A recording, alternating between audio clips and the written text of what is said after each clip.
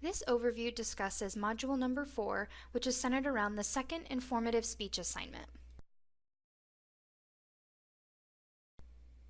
In Module 4, the first learning unit will cover the guidelines over the second informative speech assignment. In this learning unit, you will find pages corresponding to the workbook which explain the assignment in detail, along with your second specific purpose and central idea report and instructions for your outline. You will also review Chapter 13 on informative speaking. You will cover Chapter 6, which discusses gathering and using supporting material, Chapter 4 on analyzing and adapting to your audience, and lastly Chapter 11, which discusses effective delivery skill techniques. Some important dates to remember for Module 4 is that the specific purpose and central idea report is due early on October 13th before 11:59 p.m. Remember that the specific purpose and central idea report allows me to approve your topic and give you feedback on the speech. Again, you find this assignment in the first learning unit and you need to submit it through Blackboard in the correct place. The remaining amount of Module Number 4 is due on October 20th. This includes all discussion board posts and any remaining learning activity assignments. Lastly, the second informative speech is due by October 20th before 11:59 p.m. I prefer for you to submit this using MediaShare. However, if you run into technical difficulties, please use YouTube, save it as an unlisted link, and then email me the link so I can view your speech.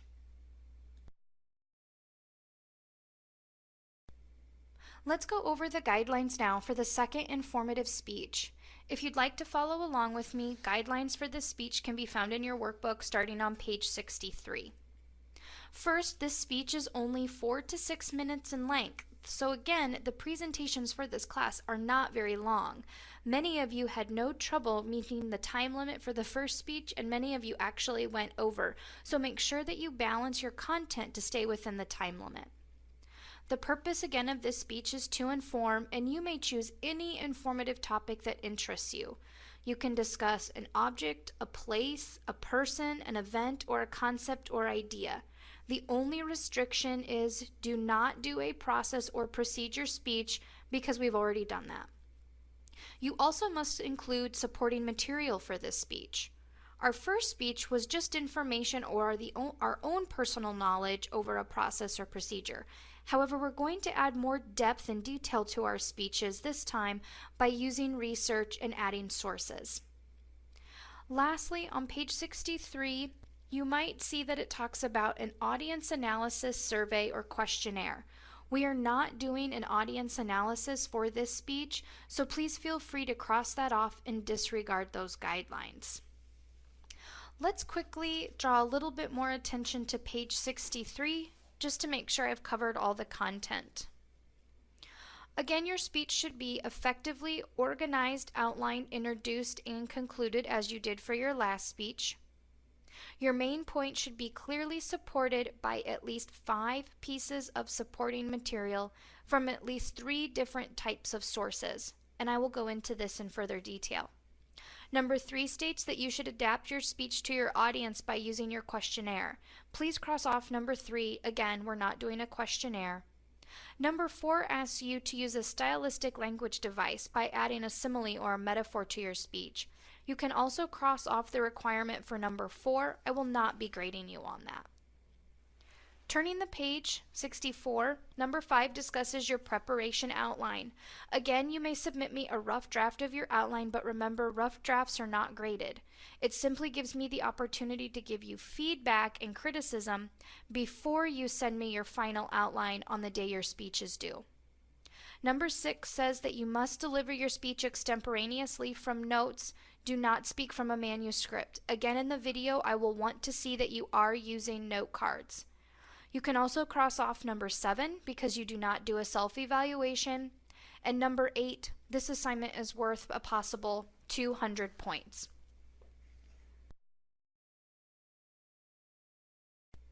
Let's discuss in more detail the supporting material guidelines for the second informative speech.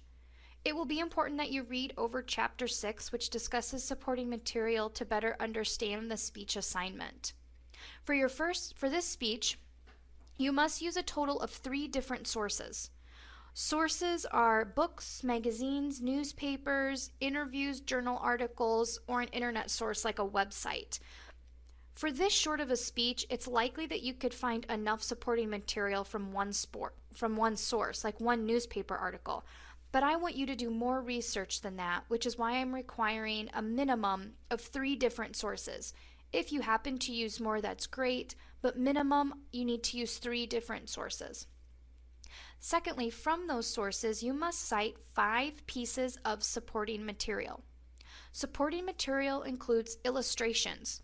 Illustrations are described as examples which help explain the audience the information that you're talking about.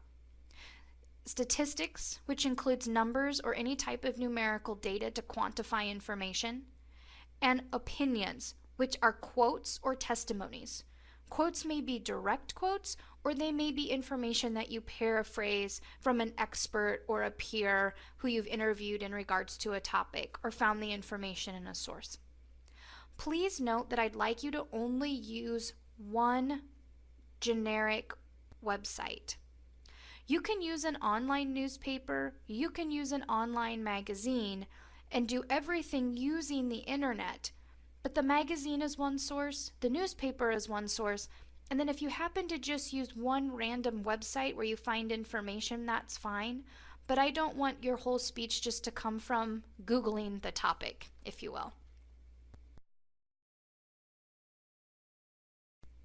Because you are required to have a minimum of 3 different sources, you will have a bibliography at the end of your outline.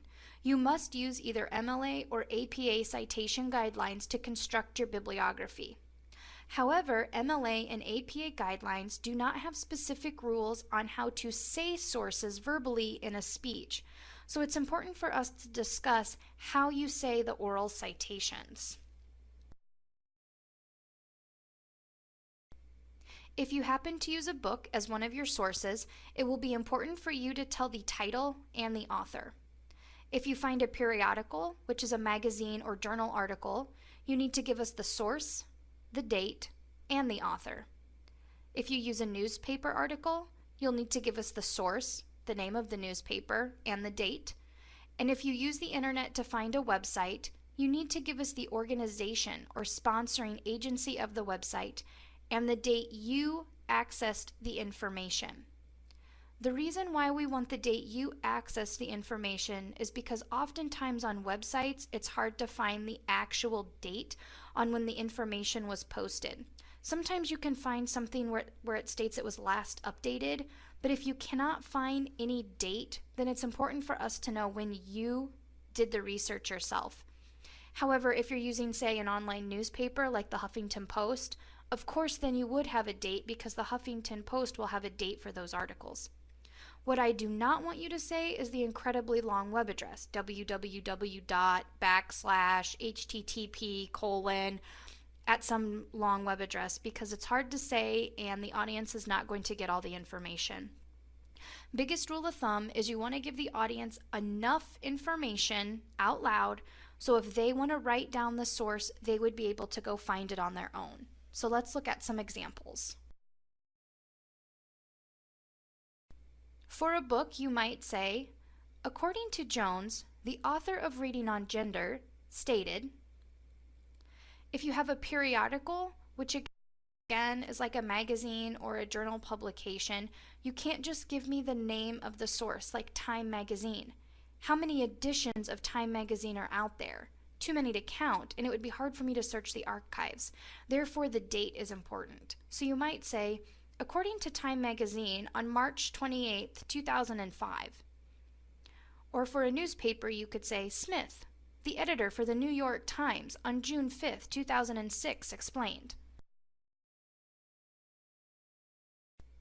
Again, for the internet, do not give me the incredibly long web address. Instead, just tell me the organization or the sponsoring agency. For example, according to the Department of Homeland Security website, accessed on November 26, 2007, supported. Or you might say, Information from the Center for Disease Control website, accessed on February 3, 2009, includes information which states: overall, at the end of your speech, I should have counted 5 oral citations, and I should be able to identify that the information is coming from a minimum of 3 different sources. Again, if you have any questions or concerns about the second informative speech, please don't hesitate to contact me. Good luck.